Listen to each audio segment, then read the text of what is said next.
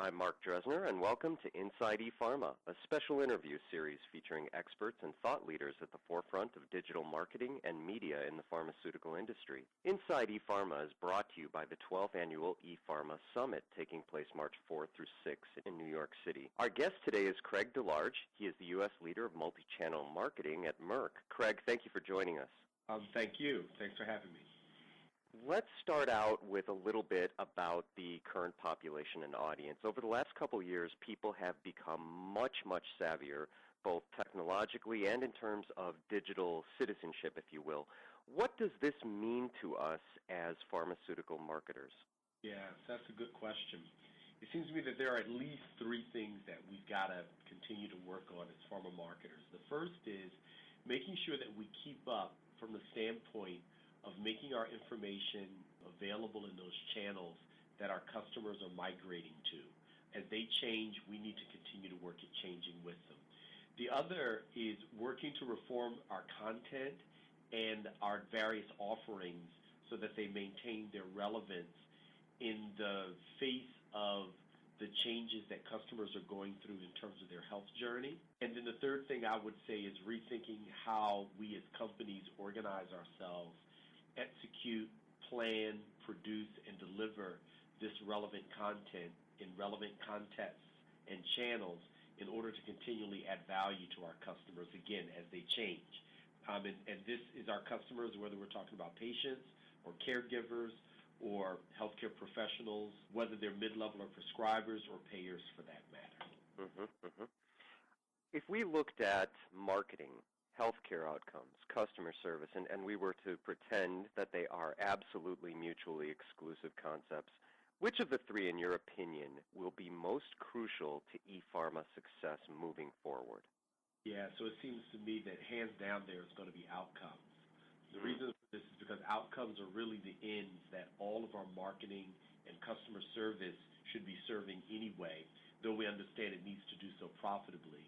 And as you know, this idea of healthcare outcomes is the emerging basis for defining value in healthcare around the world.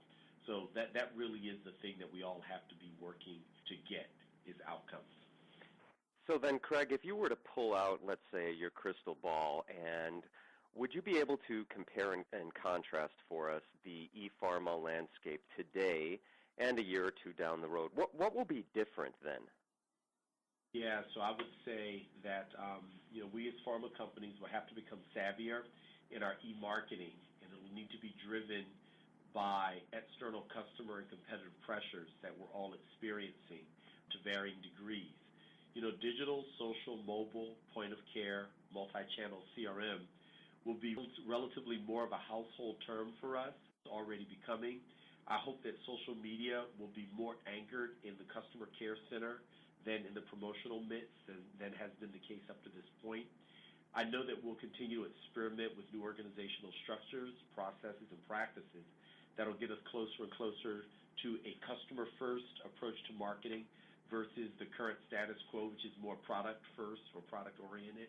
I think that we'll be relatively better at integration of channels, the development of experiences, as well as our analytics, and that the leadership and of the varied leadership and issues that we face in our varied company cultures will cause this to kind of happen and roll out in different ways.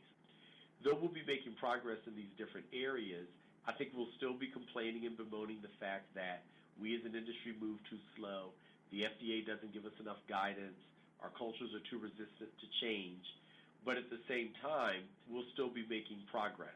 The more things change, the more they'll feel the same. So that's what my crystal ball says to me, and we'll see over time how true or right I am. Interesting.